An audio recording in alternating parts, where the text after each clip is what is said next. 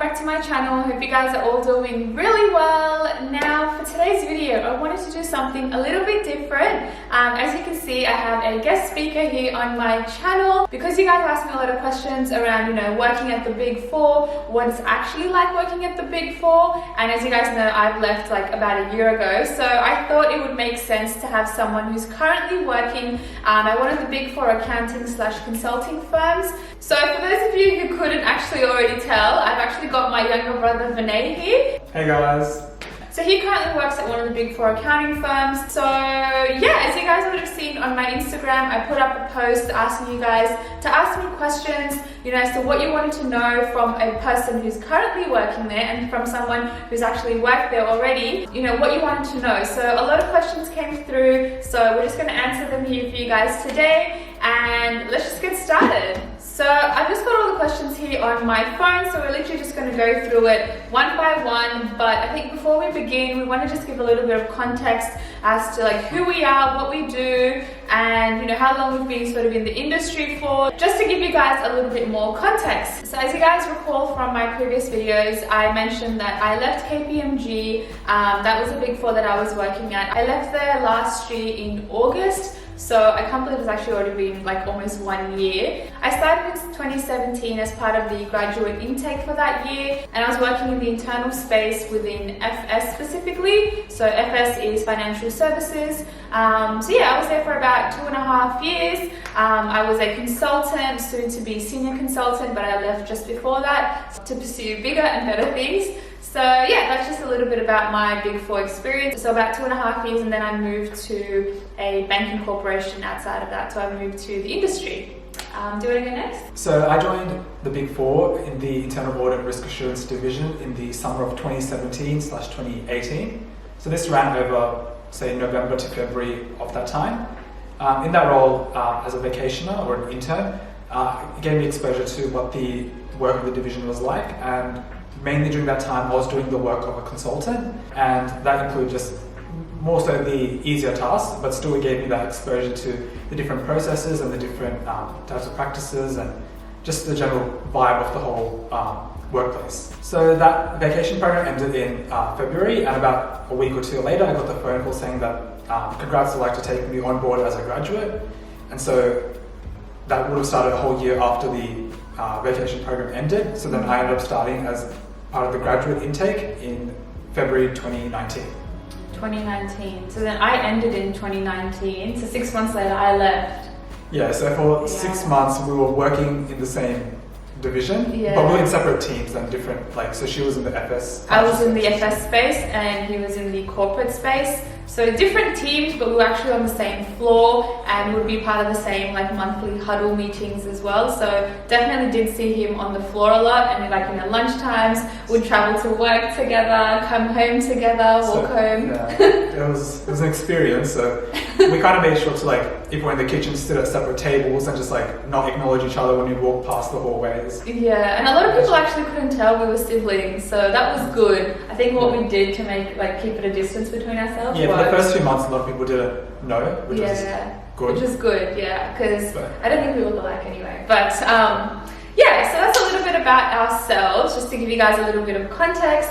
Now we're going to jump straight into the questions. So yeah, in no particular order, we're just going to go through and answer them for you. So thank you guys for sending through the questions, really appreciate it. I know a lot of you guys are interested and want to know more about this because you're going through this yourself, and I know when I was definitely going through this, I had a lot of questions. I was really unsure, and I actually didn't have anyone that worked at the Big Four at the time, so I know that this will be really useful. And so yeah, in no particular order, let's just jump into the questions and let's just get started. So first question we have is, so do people in audit really have to actually work 9 a.m. to midnight? So I just want to differentiate. So audit, I want to sort of say that audit is external audit. That's where people look at financial statements, and there's a lot of clients. You maybe should talk about this because you worked in audit space a bit more than I did, because I think he was seconded there for a bit. Okay. So one distinction I think that is helpful to make clear is the difference between internal audit and external audit. External audit is what you typically think of when you think of audit. So you go into a firm or a company and you look at their financial statements and try and just like do all the normal audity stuff. Internal audit, so people often confuse this as looking at your own company and auditing yourself. Whereas internal audit is actually where you go into a company and you like audit their processes. Internal processes. So yeah, we look at different sort of policies within the organization and just make sure that they're sort of complying with like standards and prudential standards, etc., etc. So that's my experience with FS. I know it's different to the other divisions. So external audit is pretty much you look at the company's financial statements. Internal audit is where you look at the company's processes. That's true, yeah. So the main difference is in internal audit is you're trying to find their risks and where the gaps are in their processes and trying to fix them so in the future they don't happen again. Yeah. So for us within internal audit, there's different divisions. So we work in separate teams. So you might have one team that focuses purely on government, one purely on financial services, and one for corporates. So the main difference between these three different divisions is the types of clients that you work with. So in FS, the type of clients that you worked with. I had a lot of like banks, superannuation, credit unions, insurance companies. So yeah, those were my sort of clients. And then, so mine's a bit different. So mine is the corporate space. So there's also government, which is like all the government clients. And so corporate is pretty much anything else. Like we could have like retail, industrial clients, we could have casinos, we could have like little clubs, we could have... Basically everything else that's not government or financial space. And plus also energy. So energy clients are also included in that. Right. So that's the main difference. So the question, back to the question, that was, do people actually have a 9 a.m. to midnight shift in audit? I would say in actual audit, in external audit, I feel like there's a lot of times where they have busy season and a lot of my friends that are in external audit do work really, really long hours. So I agree that that's the case in external audit, but I think it's really different for internal audit. I feel like for me when I was there, and even you could probably agree as well, that we didn't work really long hours. Like in fact, we started at 9 a.m. and finished max 6 p.m. I would say, maximum. On a normal, if that. We would normally finish at like 5:15, and that's really what our day looked like. We really didn't have any long hours, which was really good, so we could maintain that work-life balance. So I'm in that unique position where I've been in internal audit and external audit. So primarily my home division is internal audit, but part of my graduate role is they seconded us out to external audit. So I've done a couple of months in external audit, and I can say like I definitely 100% like prefer internal audit. It just reinforced all the ideas that I had or heard about external audit and how difficult it really is. Yeah, how difficult it really is. Like the whole expectation, I don't know, there seems to be a different expectation that you get in at 9 and you're there until your whole team leaves. So with external audit, there is the busy season and the non-busy season.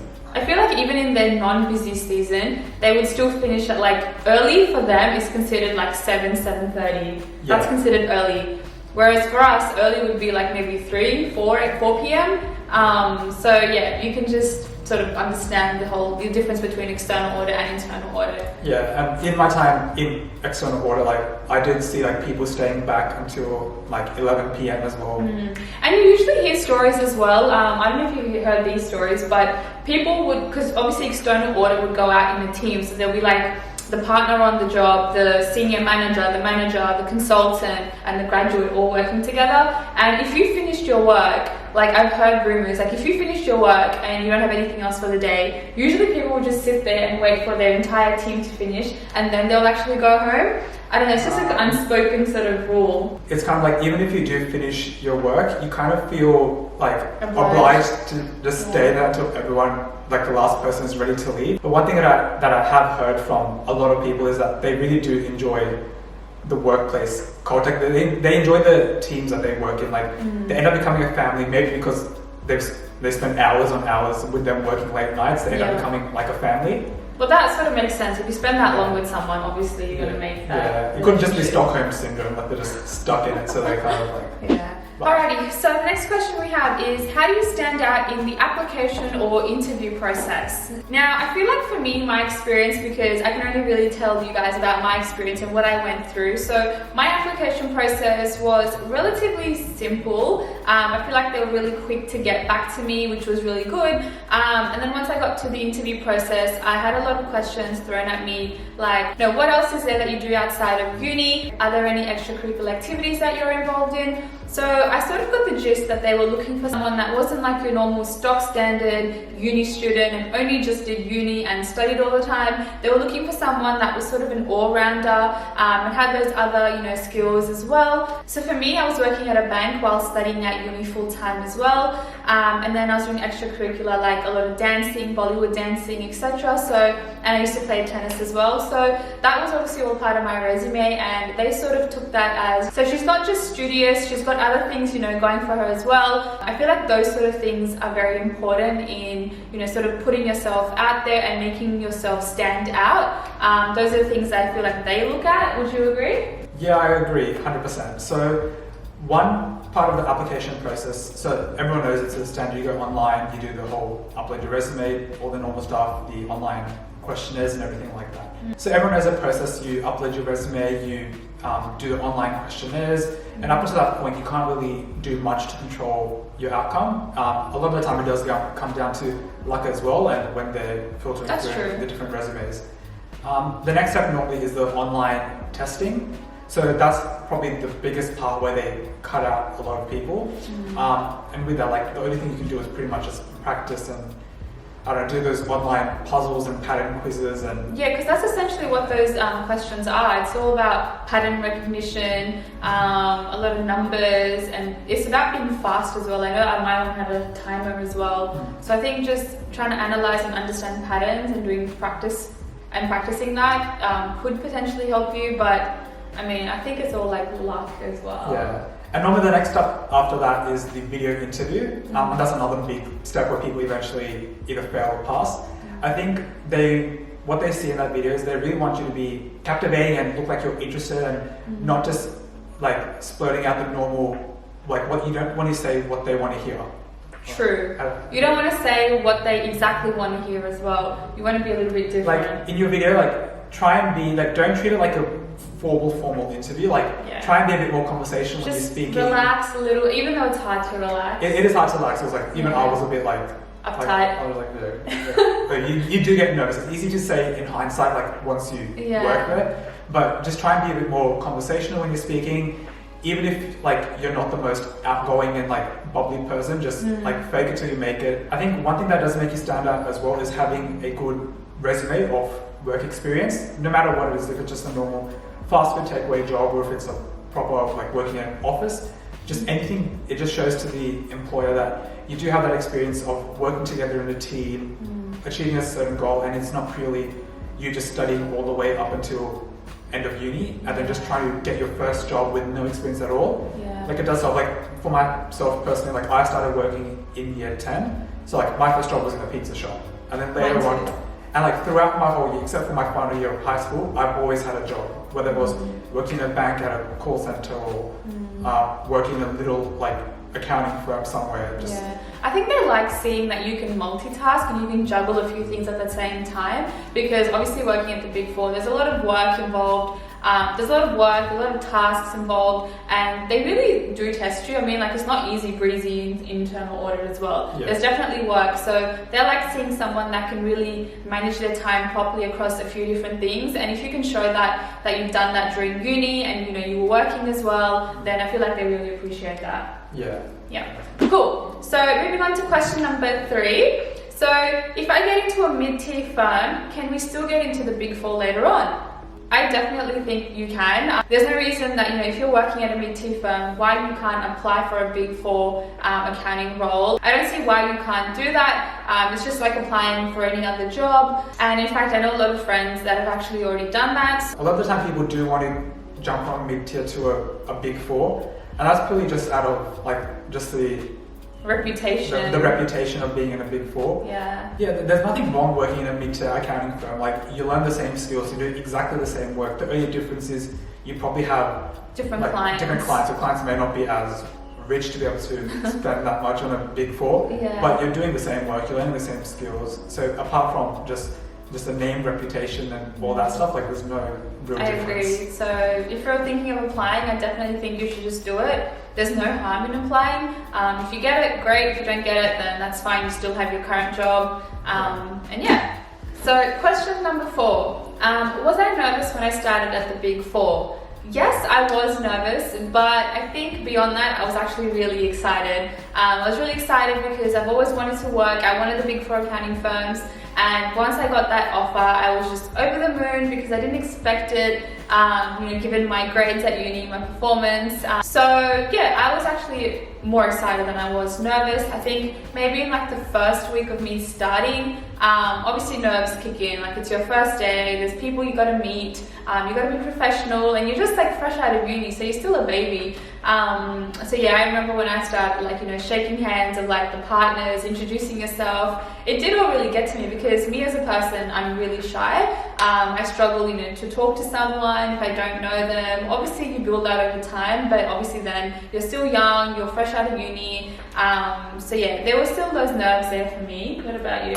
Yeah, same with me. When I started, I started as a vacationer, as I said, and so initially I was nervous like everyone else is because you just don't want to mess up. I think more of the fear is just like not making a fool of yourself and like not being, because you have this type of idea like people that work at a Big Four firm, like they're super smart, they're super serious, they're not. They're uptight. Yeah. But then for me, when you join, obviously day one nerves are always there, but the people and the workplace culture, everyone's super friendly. Yeah. They're always happy to help. Yeah. The partners, they're not scary people that sit in the corner of the office, they're wandering around, they're treating you as if you're actual employees. Exactly. So I wasn't nervous. And then obviously coming back as a grad a year later, I had no nerves because I'd already been there, so I was comfortable with it. So yeah. Moving on. So question 5, what was our work-life balance like?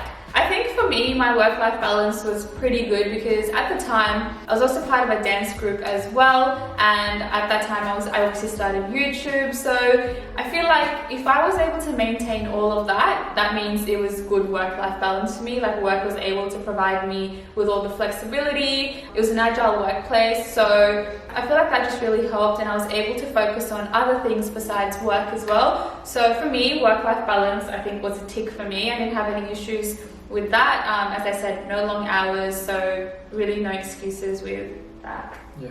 For me as well, it's the same, especially internal audit, no problems with work-life balance. You can work from home if you like, you can work in the office, it's easy. End up finishing around 5:30 every day, so you're not in there doing long hours.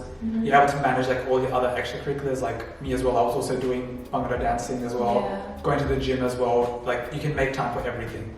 I would say though, when I did do external audit for a few months, I had no work-life balance. I remember I would be leaving work at normal 5:30 and he would be coming home, reaching home by 9:30, 10. I was wow. And I'd always be I'm just leaving at 6 o'clock. Oh no, I'm leaving at 7 now. Oh no, I'll stand back until 7:30. So for me, when I did external audit, there wasn't any work-life balance, and it pretty much lined up with all the things that you hear about audit. So it is true. What you hear about audit, it is true.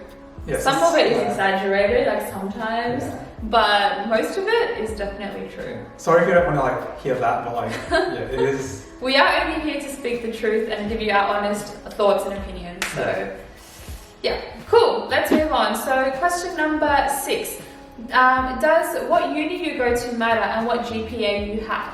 I don't think that really matters. So just to give you guys an idea, I went to Macquarie Uni and he went to Sydney Uni. So Sydney Uni is obviously a more prestigious uni. It's harder to get into. You need a higher university, you need a higher HSC mark to get into that. Whereas Macquarie Uni is a little bit lower.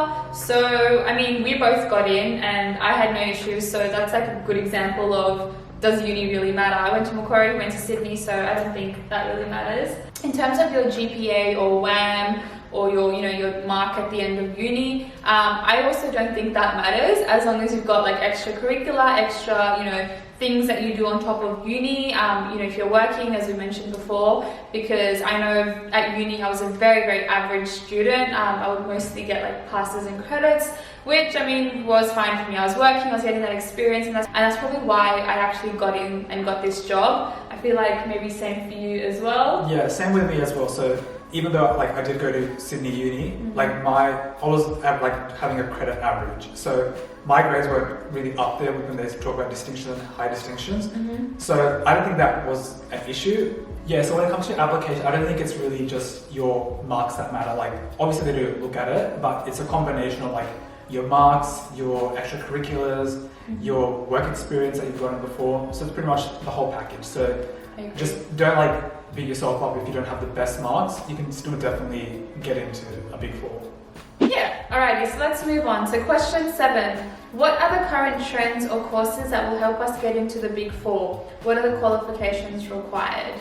Now, I think if you're a graduate and you're coming fresh from uni, there really aren't many sort of expectations from you. I think the least that they would expect is for you to have like, you're able to talk to someone, you've got like that little attention to detail, you're curious, you're sort of inquisitive as well. That really helps within the audit space. Other than that, I feel like they have no expectations. They're going to mold you, they're going to train you and really train you to be the person that they want you to be. So no expectations, I feel like, in that field. But if you're coming across as maybe like a lateral or experienced hire or a consultant, I feel like you are expected to have some of the prerequisite audit skills. So report writing, excellent communication skills, attention to detail, very much like technical skills that are specific to that role that you've applied. They would like to see that, which is what I think you would need. In terms of qualifications, in terms of just getting in, I think just the main thing that they look at is that you have a degree. Like not necessarily you have to have an accounting degree or a commerce degree or whatever it is. Like I know any sort of degree. Like because I know people that like go in and they have like a degree and like they do engineering, like all that psychology. Like people that have like a degree like psychology and communications, or someone might have like an engineering degree on its own. They just use your degree as a benchmark. It's a prerequisite to apply, I feel like. Pretty much, they check that. But I don't think, like, don't get so caught up in like, oh, I haven't majored in this subject, so I'm not going to be able to get it. I feel like you guys, like, honestly, just apply and see how you go. Like, what is the harm in applying, literally? Yeah, there's nothing wrong with that. Exactly, just do it, apply. If you don't get it, like, that's fine. Just apply other places as well, other Big Fours. One thing though is, I'm speaking just for my own department, which is with risk assurance. I would say though, for something like external audit, I think they would expect you to have some type of accounting background, because eventually down the track they do expect you to do your CA or CPA. They will fund for that. So like in your first year, like they'll expect you to do your CA, and to do your CA you need to have done your accounting units prior to that. So that's the only thing I could think of. But other than that, if you're not within the external audit, and you're just thinking about joining internal audit, then no sort of prerequisites or qualifications are necessary as such. Yeah, and if you do have to get any qualifications, which I only think CA is the only prerequisite, like if you're in external audit, you will have to do your CA, but that's something that your employer will, like most of the times they do pay for, and they allow those extra study leave days, and they know that you're on your way to getting that qualification. Oh yeah, because they deem that as important. And they see you as an investment, like if they invest in you, like you'll be there long term, and you'll. Little do they know, people just do their CA and leave. In terms of the department that we were in, internal audit, you don't really need any qualifications for that. They don't expect you to do your CA, like a lot of people do, but it's not a requirement for your job, nor do you have to do any other internal audit qualifications or anything like that. You can if you want to. You can do the certificate of internal auditors, but I feel like a lot of the stuff that you learn in that is all theoretical, and you're already doing the practical side of it. Even though it's easy, I feel like there's really no point. But I mean, like, each to their own. I don't know, you do a little bit of research and you can understand. I never did that one, and I don't know many people that did, so yeah. Alright, let's move on. So next question we've got here is, what can be challenging about working at the Big Four? I think for me, what was challenging was just getting into that rhythm of, you know, working and having meetings and, you know, having walkthroughs, testing, report writing. It's all very different. There's a lot of different things that you're sort of doing, and getting used to that routine can take some time because you don't know what you're doing in the beginning. Like, you have no idea, like, what is the control? What is a risk? Like, you've got no idea. I think it takes about like a good 1 year to find your footing and really understand how things work. I know for me, it took me at least 1 year because I was just always like, I felt like I was lost like half the time because there's just so much happening. It's very dynamic. You're put on the spot and you're thrown into the deep end. And me being me, like, I'm very shy and I'm very reserved and I don't like those things. So for me to get out of my comfort zone, that was a challenging thing. If you don't have those issues or barriers, then I feel like you'll be fine. Yeah, and I feel like they do really ease you into your role. That's like, true. They do start you off very easy. Like, some of the tasks you think like. And you have a buddy as well. You have a buddy. And you always get given a buddy, somebody you can talk to ask questions. Eventually down the track, like towards like, I don't know, say after 6 months, sometimes you are put in those situations where all of a sudden like, okay, you'll be running this meeting, or can you contact the client and ask them about this process? And obviously, like, everyone, like, you do kind of, or at least me, you kind of freak out and be like, oh, like, how, like, I was just like formatting like tables last week and now running an interview. You could be doing something like, you know, simple pencil pusher kind of job, and then being told to like run a meeting. Yeah, it's like say a few months ago I was told like, okay, you have to run this meeting, and I was kind of like, okay, I have to prep myself and like go into a room, and I was like practicing. But then if I had to do like another 3 or 4 after that, like, you just get used to it. So like, I'm in there, I'm just like dialing the phone, I'm just like rocking my chair, calling, like, you get so used to it afterwards, like, it's not like a big deal afterwards. But like, that's like with any job, like, once you get used to it, like, it's second nature. Exactly. So question 9, how to apply for a Big 4 in a different country. So I received a lot of questions about this. Obviously a lot of like foreign people wanting to join in Australia, or, you know, wanting to join in America, or like, you know, England or whatever. I feel like there's no reason why you can't actually apply for these jobs.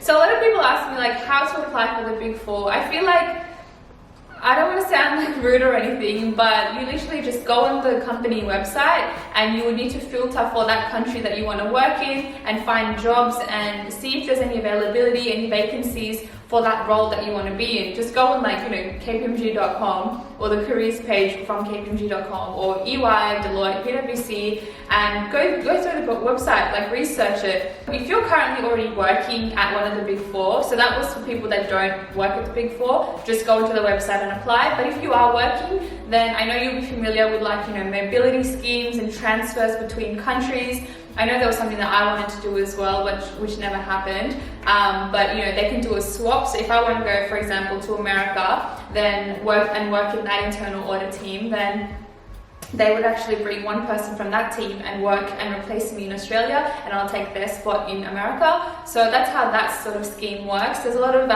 different ways around it. I think you just speak to your managers and they make it happen. But if you're not working within one of the Big 4, then just go to the website. Go into like your career websites, a lot of your job search websites that are, you know, in your country, and just hit apply and search. At the end of the day, it is difficult for a reason, because everyone does want to like get in. So if you do, a lot of the time it does come down to luck as well. So if you like don't get in, just keep trying. It depends on the recruiter that's there on the day. I did hear stories where, you know, some person's application didn't go through because the recruiter was having a bad day. She didn't check her emails properly and must have missed it. There's lots of scenarios that can take place, but if you don't get it, you can definitely reapply. I think there's like a period where you can't apply, but apply for other firms. There's no harm in that. Next one. So we've got 3 more questions to go. So what are the different careers in the Big 4? Like, you know, is there corporate sustainability, you know, different divisions within the team, within the organization? It's probably changed from when I was there, so maybe you can probably answer this question. So when applying for a Big 4, there's not really just, as we've been talking about, mainly external audit and internal audit. They take people from like all different fields. It's not just an accounting firm, they're also consultancy firms. So you have people that will work in, say, management consulting, which focuses more on long-term projects, and like which can last like 6 months to like a year. Then there might be other divisions such as So yeah, there's like legal divisions, there's marketing, there's a lot of corporate sustainability jobs as well. I know when I was at Kpmg there was like a human rights and social justice team as well. So if that's something that you're interested in, then just apply, see how it goes, see what the vacancies are. What other teams? There's like a lot of like tech and IT teams. Technology risk, yeah, you can do that. There's also project risk, which like looks at more like having an engineering background is useful for that, so they do take engineers for those jobs. So there's heaps. Like if you look online, like you'll be able to find list like all of them. There's like 20. Like there's so many. So it's not just auditing and calculators and crunching numbers. There's like so many different. I think if you're looking to apply, then just sit down one day and just go through all the jobs, because you'll be surprised to see there's actually a lot of different jobs and not just accounting. Alright, so how hard is the interview process and what prior experiences did we both have? So we've actually both basically had the same sort of experience leading up to, working at the Big Four. So we both started off at working at a pizza shop together. He was the one that actually got me the job. He was working there in grade 10. But I didn't start working until first year of uni at that pizza shop. So he was already, he got his foot in the door kind of thing. So you guys would have seen my previous, working at the Big Four video, which I will link up here and in the description box for you guys as well. So yeah, you definitely can check that video out because I talk about all my experiences and how I got the job. But briefly, I worked at a pizza shop for a little bit, and then I moved to like a retail department store, and then I went to like then I moved to like a little law firm, and then I got my first job in banking. It was a call center. Did that for about a year and a half, and then I switched roles to like a more business banking type of role, and then that's when I landed my Kpmg job. In terms of the interview process, I actually thought the interview process was really fun, and I felt the most relaxed that I've ever felt, and that's not usually like me. I'm very, as I mentioned, I was very shy and I'll get overwhelmed, talking to people, but I just felt like it was so comfortable. The interviewers that were interviewing me made me feel so comfortable. It was more like a conversation. It wasn't like, I've got this list of questions, give me the answers to all of these, So it was very conversational, as I said, and they were more interested in not knowing what my score or, results were at uni, more interested in knowing like, oh, I play tennis. Like it was on my resume, I play tennis. Did you want to be a tennis player? More around like that, and would sort of like go on a tangent and talk about other things besides the interview, which I think is always a good thing because they want people to fit in like their workplace culture, and I feel like they're testing you on that front, when you step into the door of the interview. They just want to make sure that you can fit in and you're sociable, you're just like easygoing, you're smart, you're switched on, that kind of thing. So the interview process for me was relatively simple, straightforward, and I found out that I got the offer about 3 or 4 hours later. So yeah, that was my experience. So for me, my work experience was kind of similar, but kind of different as well. So I started in year 10 at a pizza shop, which I did for about a year and a half. Then my next job after that, I also worked in a small accounting firm for a couple of months. So I worked at a bank as well in the hardship department, where you listen to customers, help them with their budgeting, put their loans on hold, waive debt, a whole bunch of different solutions for them. It was during that job that I eventually got my vocational role. That I did that vocational role for a little bit, then I came back to my original job before finally, when I got the grad offer, ended up being full-time at the Big Four. So my interview process was also pretty good as well. I was obviously nervous going into it, like everyone else was sitting outside the room with their resumes. Obviously, I got like a couple of tips as well from my sister with it, and just to be calm and everything.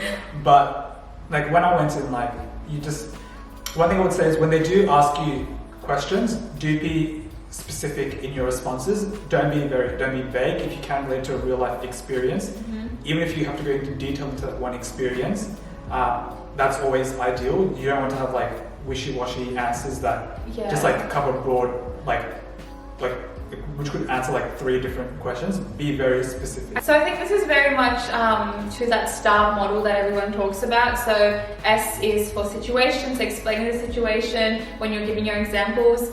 T is for task, explaining what you did. A is action, so what sort of actions you performed and how did you reach and how did you complete the task. And R is the result achieved. So I think if you answer based along that sort of scaffold, it really helps to really direct and pinpoint what it is you're actually trying to say. Yeah, and with my interviews, I think it also helps just be conversational, be honest as well. So like for me, when my interviewer asked me, like kind of like straight up, like, have you also applied for other Big Fours as well? Mm-hmm. So I was taken aback initially for like a second, but then I just decided just be honest with your answer. Don't like just tell them what you think you want them to hear. Mm-hmm. So I was like, yeah, to be honest, I've applied for the other 3 Big Four as well. And the response from my interviewer was like, yeah, I understand that. That's completely understandable. Like, you obviously have to hedge what your else bets. did they say? Yeah, like, and if I said no, I've only applied for this like 1 Big Four, and like I love this company, I'm not applying anywhere else, they'll know that's not genuine. Exactly. So I think my interviewer also appreciated that as well. So Yeah. I think just be honest and don't just give them the answers they want to hear. Just be yourself. Mm-hmm. And Yeah, so overall we've had really good experiences with our interviews that we've had.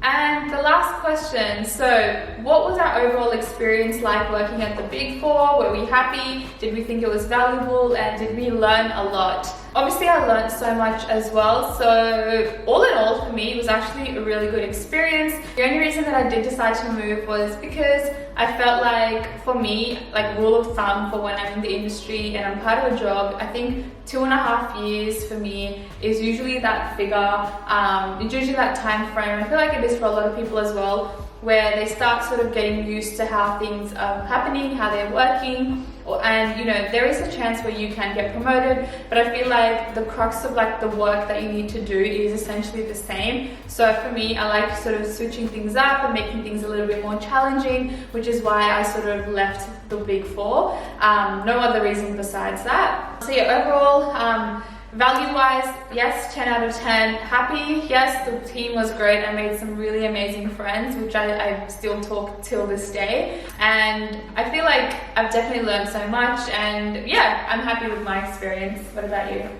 You're still working there. I'm still working there. So and there's probably a reason why I'm still working there. And I also have to say that I like working there because I'm still there. But no, but I really do enjoy it. Like it's a great atmosphere, a great workplace culture.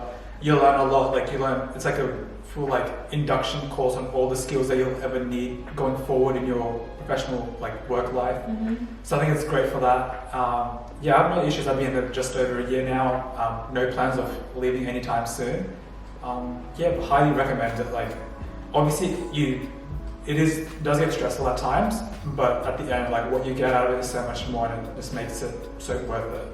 Yeah, as much as people say like, you know, working at the Big Four is so challenging, why would you do that? Like, we get it, it's challenging, but if it's not challenging, then I feel like you're not learning, because you only learn the most when you're sort of taken out of your comfort zone. If you don't really push yourself, then you're not really learning, which I think there's really no point. So yeah, and yes, those are all the questions that we had. Thank you everyone for sending through your questions. I hope you guys found this video useful, informative. If you have any other questions, then definitely leave them down below. I will respond to you, or you can email me, DM me on my Instagram as well. So yeah, thank you for being part of my video and this channel. I hope you had fun as well, and you got to share your story as well. So yeah, I think that's essentially it. I hope you guys really enjoyed it. If you did, then please give this video a thumbs up, and don't forget to subscribe to my channel down below, and I shall see you guys in my next video. Thanks guys.